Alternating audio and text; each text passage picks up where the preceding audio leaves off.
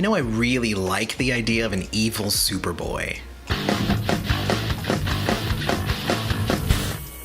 Hey everybody, welcome back to The Turnout. I'm your host Aloy. Don't forget to follow us on Twitter at TheTurnoutUSAA. A few weeks ago I made a video about this movie, Brightburn, and I said that it was going to be better than Man of Steel. But in a conversation where movie genre, the actors, ticket sales, all of these things kind of come into effect, it's hard to say that one movie is necessarily better than the other. However, Brightburn did gross $17 million so far on a $6 million production budget. So I'd say in about a week's time, it's going to prove to have been a very valuable asset to Sony Pictures. So in my mind, it's definitely a success, and regardless of what other reviewers might be saying about this movie, it's darn good, as long as you know what your expectations are. It stars Elizabeth Banks and David Denman as Tori and Kyle Breyer, the parents of our would-be Superboy, Brandon Breyer. Brandon is played by Jackson A. Dunn, who doesn't have a ton of movie credits, but I think that this was a really good showing on his part. And the story is one you've heard before, obviously. A couple in Kansas who seem to not be able to conceive have a child fall from the heavens to be their new son, and they are blessed by the universe with a new little baby boy on their doorstep. They raise that boy normally to be a good man and to make good choices, and then around puberty things start to change, and he starts developing these weird powers. However, in this version of the story, instead of that boy growing up to be Superman, moving to Metropolis and saving the universe countless times, Brightburn is a pretty straightforward horror film. As soon as he makes his change, Brandon is not somebody you're supposed to sympathize with. He is a heartless monster, despite the fact that he's in the form of a little boy. And yet, the movie actually does a good job honing in on the relationships that Brandon has with all the people around him, especially his mom. And in the process, this humanizes him so we understand the change when he becomes his true alien self. And this is the part of the review where I have to warn you, spoilers ahead. And if you haven't watched a review of ours before, we don't give stars or number ratings. Instead, we award 4 emojis that we at the Turnout feel really reflect this movie. So let's go and explain the 4 emojis and why they are given to this movie, Brightburn. Before we jump too deep into it, don't forget to hit like on this video and subscribe to the channel so you always know when the Turnout releases a new video.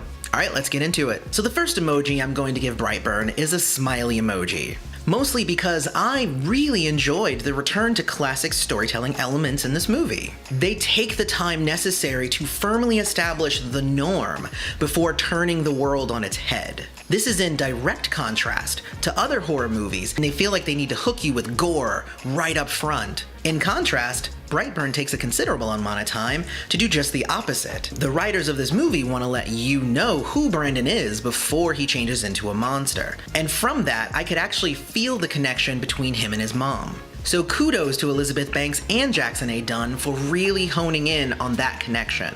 I also want to just give one more shout out within this smiley face context for the horror movie trope of you telling us exactly what's about to happen right before it happens. There's a scene at the very beginning of the movie where Jackson is in his science class, and the teacher asks him, what's the difference between bees and wasps? And his response tells you the type of monster that he's going to be. He says bees are hive creatures that like to work together.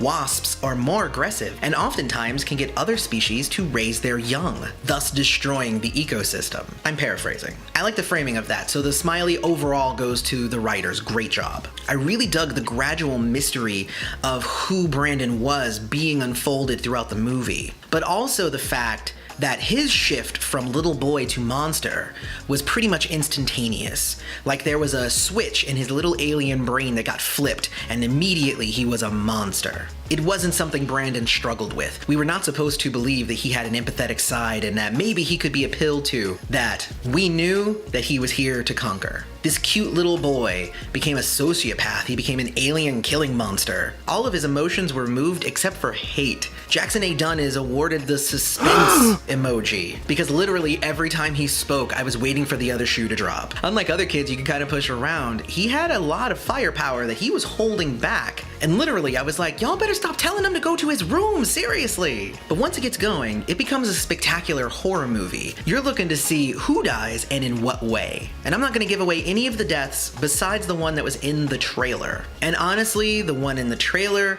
with the lady in the eye with the piece of glass, there are a couple in the movie that are even cringier than that. Like, I loved it and hated it at the same time. I was holding up my hand so I couldn't see it, but then I also really wanted to see it. And for that, the third emoji that I'm giving is going to be the grossed out emoji. The deaths were just too good. And my friend and I, who I went to go see it with, we were just disgusted in our seats and loving every moment of it. And here's where the spoiler part comes in here. So again, and if you didn't go away the first warning, this is your second warning. I want to talk about the ending of the movie a bit. It ends with Brandon killing the majority of the people who stood in his way. Unlike other horror movies, he was not defeated, and his parents are now dead. He is now an orphan. And then the movie shifts to news coverage of this little boy flying around, destroying buildings, burning his BB symbol into cornfields, and killing hundreds of people at a time. The news then says that there's also stories of a dreaded merman in the sea who's capsizing ships, and a witch with a golden rope who's tying up people and drinking their blood. And I was like, okay, I see what the writers are doing. And if they are doing what I think they're doing, I'm on board. The last emoji slot is gonna go to the winky face.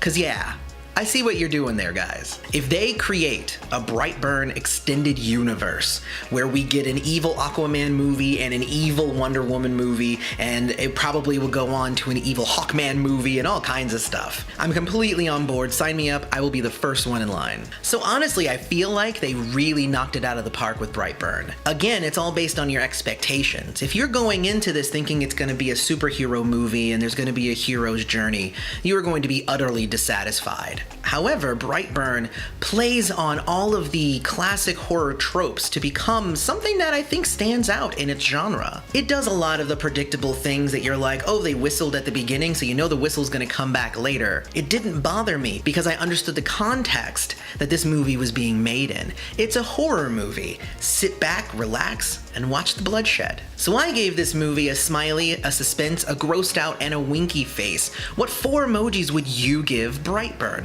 Let me know about that down in the comments. And let me know what you thought of Brightburn. I really want to continue the discussion down there. Otherwise, if you did like this video, don't forget to hit like, subscribe to the channel, and I've been your host, Aloy. This has been The Turnout. Thanks for showing up.